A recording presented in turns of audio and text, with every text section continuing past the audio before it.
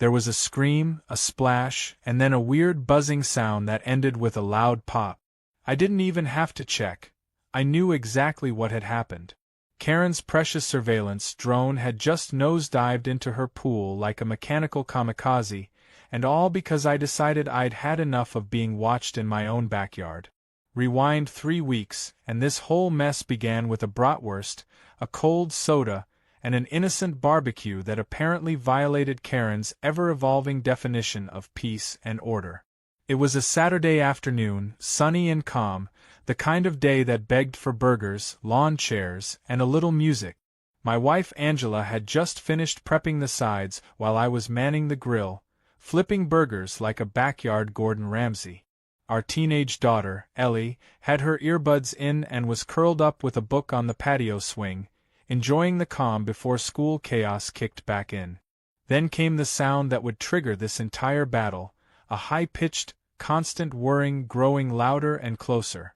I looked up and there it was, a shiny, black quadcopter drone hovering maybe 20 feet above our yard, camera tilted down like it was filming an action movie, starring us.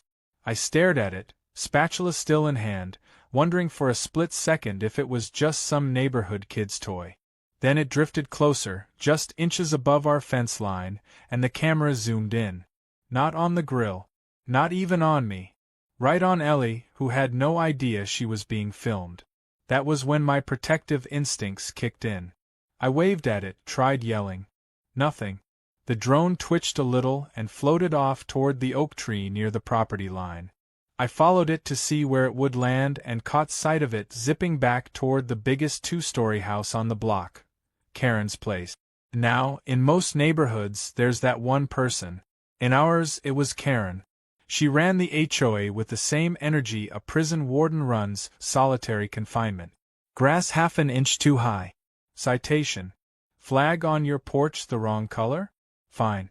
Host a birthday party with more than 5 balloons? Emergency meeting. She didn't just enjoy control, she inhaled it. And apparently, she'd just graduated to airspace enforcement. That evening, I walked over and knocked on her door. She answered with her usual plastic smile, and an oversized wine glass that could have doubled as a fishbowl. Her perfectly straightened hair didn't move in the breeze, and neither did her expression when I said, "Hey, I think your drone flew over our yard this afternoon." "I know," she said, not even pretending to deny it. "Just a quick flyover. I was doing a routine neighborhood safety check. Someone's been leaving their trash bins out a little too long. Could be a sanitation issue." "Right," I said slowly, trying to keep my voice even. "Except your drone hovered over my daughter. That's not a safety check. That's surveillance." She took a sip from her glass and tilted her head. "If you've got nothing to hide, you shouldn't mind being watched. Besides, it's legal. It's not like I landed it in your yard." Then she shut the door. I walked back home fuming. Angela could tell the second she saw my face. "She really said that?" I nodded, and Ellie looked up from the couch, clearly unsettled. "That drone was super close to my window earlier," she said. "It's not okay." By Monday morning, we had our first citation in weeks. Improper grill cover. Non-compliant material. It was canvas. From Home Depot. I almost laughed, but I knew it was just the start. Over the next few days, more tickets arrived like clockwork. Garden tools visible from street view. Unregistered decorative rock. Unauthorized windchime. I kid you not, we got a warning for a windchime. And every time we stepped outside, we could hear the buzz. Always nearby. Always watching. Angela stopped hanging laundry on the line. Ellie started pulling her curtains tight every night. The neighbors' kids wouldn't even play in the sprinkler anymore because they didn't want to be on camera. We weren't just being harassed. We were being monitored like we were under house arrest. I started researching. It didn't take long to identify Karen's drone model. It was a high-end surveillance quad with programmable routes, real-time video, and an impressive range. That wasn't a hobbyist drone. It was made for recon. That's when I realized Karen wasn't just trying to enforce the rules. She was building a miniature surveillance state, with herself as queen, jury, and air traffic control. What she didn't know, what no one around here knew, is that I spent 6 years designing counter-surveillance tech for government contractors. I wasn't just familiar with how drones work. I'd helped create software to jam them, redirect them, and even brick them mid-air when necessary. I'd walked away from that world to have a quieter life, and now it felt like all those skills were about to be used in a war against HOA tyranny. That night, I dusted off my old kit in the garage. It was like meeting an old friend: signal scanners, frequency readers, directional jammers. Karen wanted a war of tech? Fine. I'd give her one. But I wasn't going to do anything illegal. Just inconvenient. Immensely inconvenient. The next morning, the drone came back. I sat under the patio umbrella with a smoothie and a laptop while it floated above me. I activated a low-power pulse jammer. The drone shuddered slightly, dipped down a foot, then corrected itself. Karen must have been confused. I turned the signal off and sipped my smoothie like nothing had happened. Later that afternoon, a neighborhood-wide email from Karen pinged my inbox. Attention all residents. There may be foreign interference in our neighborhood's security systems. Be vigilant. Report suspicious tech behavior. It was laughable. She was paranoid, and it was only going to get worse. Angela asked me if I was going to report her. I told her no. Reporting her would go through the same HOA channels she ran. The only way to win this was to fight fire with finesse, and maybe a little static. Karen had forgotten that every queen who builds a throne also paints a target on her back. She'd invaded my privacy, crossed a line, and now she was going to learn what happened when you pushed a quiet neighbor with the wrong background. The drone would fly again tomorrow. I'd be ready. And this time, it wasn't coming back in one piece. I spent the next 2 nights mapping the drone's patterns like a storm tracker. It flew on a schedule that was almost too perfect. Every morning around 9 a.m., just after the kids left for school, and again around 3:30 p.m., right before people got home from work. It circled our cul-de-sac in slow, deliberate loops, dipping lower near certain homes and briefly hovering around the usual offenders: people with overgrown hedges, slightly tilted mailboxes, or heaven forbid, a lawn gnome. But my house got special treatment. The drone lingered longer over our deck and windows, sometimes even circling twice. Karen wasn't just collecting evidence for the HOA. She was nursing a personal grudge. I took careful notes, even charted its flight altitude using an old visual rangefinder I used back when I did signal diagnostic. From that, I determined the drone was flying between 30 and 40 feet up, well below FAA minimums. Technically legal, depending on state rules, but definitely shady when done without consent. Not to mention she was using it like an airborne tattletale. That made her obsession all the more dangerous. What really raised my eyebrow was that she never let the drone fly too far from her property. It always stayed within 3 houses of her front door, like she needed it close to home in case it failed. That told me something else. She was piloting it manually, probably from her upstairs living room. A few drone models could be programmed, but this one responded to movement too quickly for pre-coded paths. That gave me a clear edge. If she was controlling it in real time, I could disrupt her signal right when she was mid-command. Not enough to crash it, yet, but just enough to let her know someone else was in the game now. The first field test had gone perfectly. The drone had stuttered, dipped, and then self-corrected.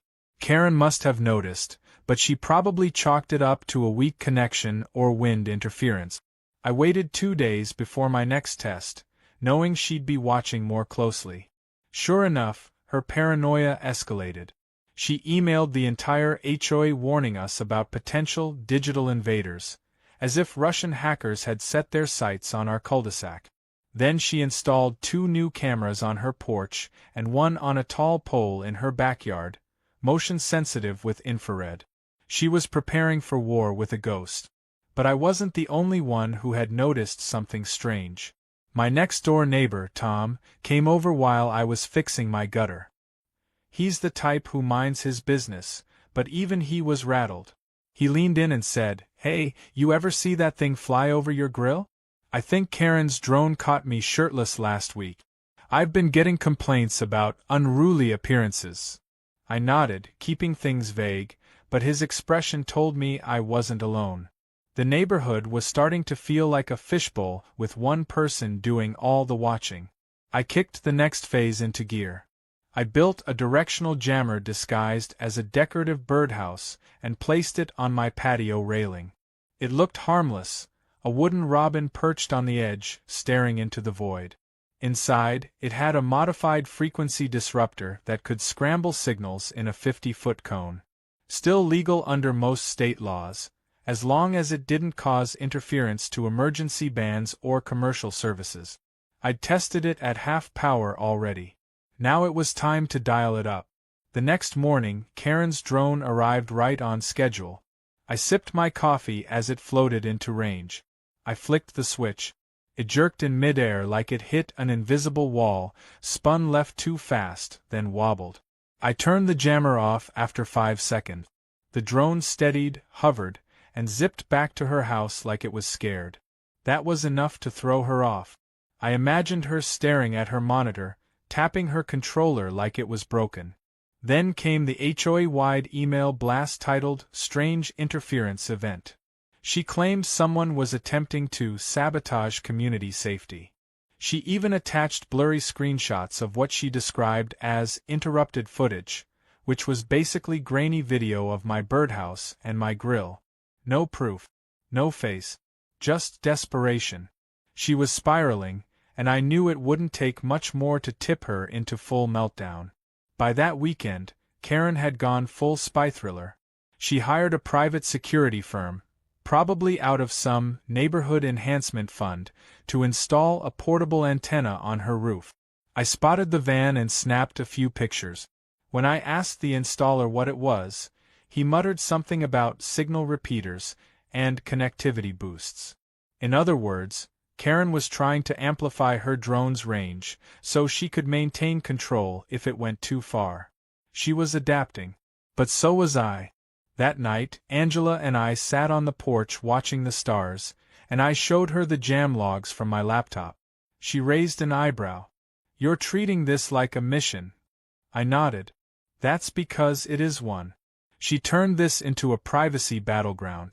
We're not just her neighbors, we're her targets. Angela paused and said, "Just be careful. She's crazy, but crazy people get dangerous when they feel powerless." The next day proved her right. The drone showed up again, but this time it had a new trick. It carried a tiny speaker attached to its underside, and as it hovered near our porch, it emitted a loud, garbled voice. "This is private property. Please comply with HOA regulations." It was Karen's voice, pre-recorded, amplified. The audacity of that woman. Ellie came running out of the house in disbelief. Is she sending audio messages now? What is this, a flying Karen? I couldn't help but laugh, even as my jaw clenched. That was the moment I realized Karen wasn't going to stop. The drone was no longer about rules. It was personal now, some deranged power game she needed to win. I wasn't dealing with a bored retiree. I was up against a woman who had tasted power and would do anything to keep it, including violating every boundary of decency and privacy. I decided the next test would be the last. I upgraded the jammer with a signal spoofer, one that could intercept the drone's commands and replace them. Instead of simply disrupting the signal, it would trick the drone into thinking it was somewhere else, leading it into a loop it couldn't escape. That would push it to emergency return mode, or better yet, to a place it couldn't recover from. I scouted locations with water, gutters, puddles, even that annoying koi pond she bragged about at every HOA meeting. But one location stood out for its irony and visibility: her own pool. Front yard privacy violation? Meet backyard poetic justice. I adjusted the settings, aligned the birdhouse transmitter, and prepared the route. Now all I needed was the next visit, and Karen's pride to fly one step too far. The next HOA board meeting was scheduled for Thursday evening, and by some ironic twist of fate, It just so happened to fall on the same day Karen's drone performed one of its longest and most invasive patrols yet. I had been counting the minutes all day. This meeting would be my staging ground. Not for a confrontation, but for a well-timed performance that would set everything else in motion. Karen thought she was the master of public manipulation. She didn't realize she'd walked into a chess game with someone who knew how to think 12 moves ahead. I wasn't there to argue. I was there to end her reign, and I had a USB stick in my pocket that could turn the entire room against her. The meeting took place at the local rec center, the same place we had our neighborhood holiday parties. Except this time, the atmosphere wasn't festive. Karen strutted in like she was hosting a TED Talk, dressed in what I can only describe as business casual villainous, overly stiff blazer, tablet in hand, and that ever-present smug smile. She barely acknowledged anyone as she took her usual spot at the head of the table. The board members looked uneasy. The drone complaints had started circulating beyond just whispers. People were getting uncomfortable. She knew it too, but she was still playing offense. "Let's begin," Karen said with a clap, as if she was opening a Broadway show. Item 1. Potential signal interference disrupting our community's aerial safety device. Yes, she really called it an aerial safety device. Before we discuss that, I said, standing up casually from the second row, I have something I think the board, and everyone here, should see. She raised an eyebrow. Mr. Nash, unless you've submitted a motion to be added to the agenda. I didn't, I said, plugging the USB into the projector setup. But what I have is about neighborhood safety, which I believe you're quite passionate about. She looked annoyed but curious. The lights dimmed, and a series of clips began to play. Each one had been collected from different neighbors over the past 2 weeks. Footage of the drone hovering over their yards, peeking into second-story windows, flying low enough to scare pets, and in one case, filming a family during a backyard birthday party. One neighbor audibly said, "What the hell is that thing doing near my kid?" Another clip showed the drone briefly hovering over a trampoline where 3 children were playing. The room went silent. I ended the presentation with the footage I had recorded, Karen sitting in her living room, remote in hand, as her drone hovered outside my daughter's bedroom. The timestamp and GPS data were clearly visible in the corner. It was, without a doubt, the smoking gun. A wave of murmurs rippled through the crowd. One board member, Marcy, leaned forward and said, "Karen, is that your living room?" Karen's smile didn't falter, but her eyes tightened. "Those videos are taken out of context. I was merely surveying the area for safety issues. That's within the HOA's jurisdiction." "Since when does the HOA have airspace jurisdiction?" Tom, my neighbor, called out from the back. Another neighbor, Brenda, added, "You flew over my hot tub at night. Are you going to tell me that's part of a safety protocol?" Karen's voice went shrill. "Look, the drone is a tool. It's not my fault if people feel uncomfortable. Maybe they should consider what they're doing to attract attention." Gasps broke out. Even her usual allies on the board looked disturbed. She had crossed the line from control freak to full-blown creep. For a few long seconds, no one said anything. Then the board president, an older gentleman named Howard who usually avoided conflict like the plague, cleared his throat. "Karen, based on what we've seen, I think we need to have a private board discussion about the scope of your authority, and whether it's been exceeded." Karen stood up so fast her chair toppled over. "This is a setup. You people are being manipulated by someone with technical skills and a personal vendetta." I shrugged. "Or maybe we're just tired of being spied on while we're watering plants or grilling dinner." She stormed out of the meeting without another word. No goodbye. No defense. Just silence, the click of her heels, and the squeak of the door closing behind her. That should have been the end. But I wasn't finished. I hadn't built that jammer and spent all those hours mapping her drone's behavior just for a public shaming. I needed her to feel what it was like to have her own space violated, her own bubble burst by an unwanted presence. And I had the perfect plan. The following evening was unusually hot. Karen had turned on her pool lights, and from the shadows near my yard, I could see her relaxing on a flamingo float with a drink in hand. Her drone was buzzing in a slow arc just above the fence line, performing what I assumed was another routine check. I had my laptop open and the jammer active. I watched the telemetry data stream in. Her drone, now outfitted with that tiny speaker, was broadcasting distorted snippets of her voice again, only this time she was slurring her words slightly. Maybe the wine was stronger than she thought. I activated the spoofer. The drone twitched, turned, and instead of maintaining its usual pattern, it slowly began drifting toward her backyard. I adjusted the frequency injection, mimicking her manual commands, nudging the drone ever closer to her pool. Karen didn't notice at first. She was on her phone, floating under the backyard lights, humming to herself. Then she heard it, the soft hum growing louder directly above her. She looked up, eyes wide. "What the no, back up!" she shouted, standing up on the float. The drone began to spiral, wobbling like it was drunk. I gave it one final command, descend. It dropped straight into the center of her pool with a satisfying splash, sending waves across the water and soaking her from the knees down. She screamed, flailed, and tried to grab the float, slipping off into the shallow end. The drone's red light blinked twice and then died. I closed my laptop and smiled. The next morning, Karen didn't make her usual HOA rounds.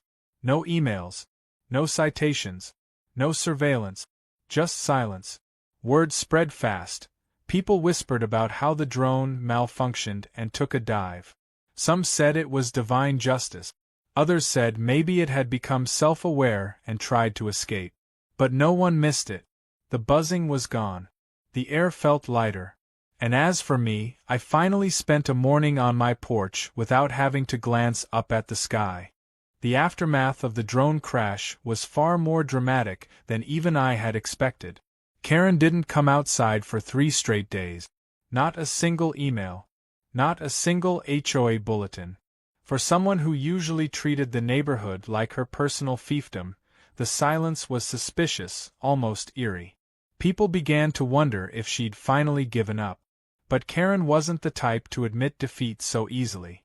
She was the kind who quietly brewed her anger, like a kettle building pressure. And on the 4th day, she exploded. The first sign of her reappearance was a flurry of complaints that showed up in everyone's inbox around dawn. She accused several residents of drone sabotage, a crime that apparently didn't exist, and labeled it a calculated attack against community safety and personal property. She demanded immediate board action, citing intentional airspace interference and digital terrorism. Her language was so absurdly dramatic it felt like we were suddenly living in a spy thriller. I half expected her next email to accuse someone of espionage or cyber warfare. Her tone was frantic, and it was clear she was spiraling. The drone had been expensive, top-tier tech with built-in GPS, multi-angle cameras, and a high-range controller. Her pride and joy had died a watery death in her own backyard, and despite her efforts to spin the story, everyone already knew what happened. Still, she tried to regain control. She marched to every board member's house with printed packets, filled with evidence she claimed linked someone in the neighborhood to the crash. But none of it was real. It was vague technical jargon she'd pulled from Google, completely misunderstanding how signal interference even worked. The board didn't buy it. Marcy, the treasurer, openly laughed during one of her rants and told her, "Karen, you can't just accuse people because your toy took a swim." That only fueled Karen's paranoia. She even called the police, insisting her drone had been illegally downed. The responding officer apparently had a hard time keeping a straight face when she tried to describe how enemy frequencies had corrupted her control systems. The best part? The drone's memory card had been completely fried from water damage. Whatever footage she'd hoped to use as evidence was gone. All that remained was a charred circuit board and a soaking wet shell. By now, the neighborhood was watching with a mix of amusement and concern. Karen wasn't just angry, She was unraveling. A few residents suggested she take a break from HOA duties, maybe even go on vacation. But Karen wasn't built for retreat. Instead, she went on the offensive again. This time, she printed flyers and taped them to mailboxes and lampposts. The flyers featured blurry screenshots of her crashed drone, overlaid with the words, "Sabotage is a crime," in red font, followed by a quote from some obscure HOA clause about community security. It would have been funny if it wasn't so surreal. But the real tipping point came later that week during an emergency HOA meeting she demanded. She called it to address the ongoing campaign of hostility she believed was being coordinated against her. The meeting was held outdoors, near the community clubhouse, and this time nearly the entire neighborhood showed up. People brought lawn chairs and popcorn like it was movie night. Karen stood behind a folding table, dramatically flanked by laminated printouts, one of which showed a zoomed-in photo of my patio birdhouse. "This," she declared, pointing at it like she'd found the murder weapon, "is not a decoration. It is a signal disruptor. I believe this was used to target and down my property." I didn't even blink. "That's a birdhouse," I said plainly. "Unless you think the robins have formed a resistance movement." Snickers echoed across the crowd. Karen's face flushed, but she pressed on, trying to convince everyone that someone, maybe me, maybe others, was leading a secret operation to undermine her authority. Her wild accusations only backfired. People were tired. Tired of the spying, tired of the pettiness, tired of the control. And now that the drone was gone, they realized just how suffocating things had become. Then, as if fate had perfect comedic timing, Brenda from 2 streets over raised her hand and asked, "Karen, are you the one who flew the drone over my bathroom window last month?" Karen froze. Brenda added, "Because I thought I was imagining things, but now I'm pretty sure that was your drone. I was literally brushing my teeth and it was right there." We made eye contact. Laughter erupted. Not because it was funny in itself, but because it was absurd. The idea that Karen had become so obsessed with her HOA crusade that she'd accidentally spied on people in their pajamas was beyond ridiculous. It was appalling, embarrassing, and exactly the moment the room turned against her. Howard, the board president, stood up and cleared his throat. "Karen, it's time we addressed the issue of authority abuse. You were never authorized to conduct aerial surveillance of any kind. There are privacy laws, and what you did crossed the line." She tried to argue, but her words didn't carry anymore. Her power had evaporated. The board voted, right then and there, to suspend her HOA privileges pending an ethics review. She was stripped of her enforcement authority. Her access to the neighborhood newsletter was revoked. She was, for the first time in years, just another resident. The next morning, the HOA email came from Howard's account, not Karen's. It contained a simple announcement. Effective immediately, all aerial surveillance over private property is banned within the HOA jurisdiction. Residents are entitled to privacy, and no one may use drones for monitoring or enforcement purposes. A formal bylaw revision is in process. It was followed by a parenthetical nickname, also known as the Karen Clause. The whole neighborhood had a field day with that. People started making jokes. Someone put a tiny plastic drone in the community garden with a cardboard sign that said, "Rest in pieces." Another neighbor changed their Wi-Fi network name to Enemy Frequency. Even Tom made a mock HOA badge with a picture of a birdhouse on it and wore it around during his morning walk.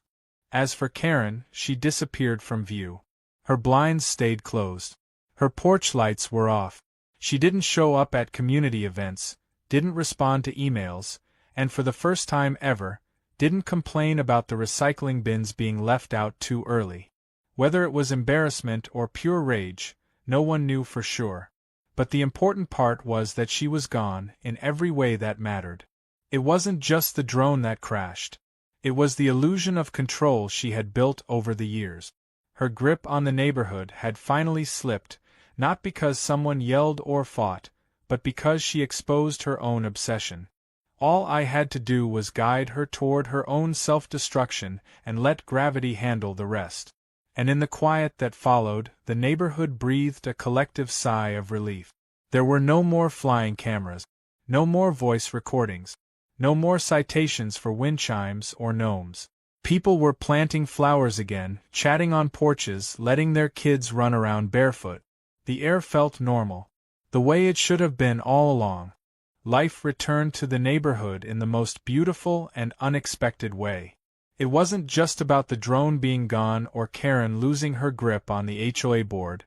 It was about people finally feeling like they could breathe again. That persistent tension, the subtle fear that any misstep would result in a citation or a complaint, it all evaporated. Kids played basketball in driveways without worrying about noise complaints. Someone painted their fence teal, and nobody cared. Tom even started hosting impromptu backyard barbecues, the kind where you could hear the laughter 3 houses down. The silence Karen left behind was quickly replaced with something far better: joy. A few weeks after Karen's downfall, the HOA board held a special community event to celebrate what they called Neighborhood Unity Day. It was partly an attempt to rebuild trust, and partly an excuse for a big cookout, but either way, everyone showed up. Families brought homemade dishes, the kids ran around with water guns, and the atmosphere was relaxed in a way it hadn't been in years. I set up a cornhole game with Ellie and Angela, and for the first time in a long while, we weren't glancing up every few minutes to see if a buzzing drone was watching. About halfway through the event, Howard, the board president, got on the microphone and cleared his throat. "Before we wrap things up," he said, "we'd like to recognize someone for their creative contributions to peace and privacy in our neighborhood." He held up a small, shiny trophy shaped like a tiny drone with exaggerated cartoon eyes and bent propellers. The base read, "For outstanding service in aerial pest control, Max Nash." The crowd erupted in laughter and cheers. I stood there dumbfounded as Angela nudged me to go up.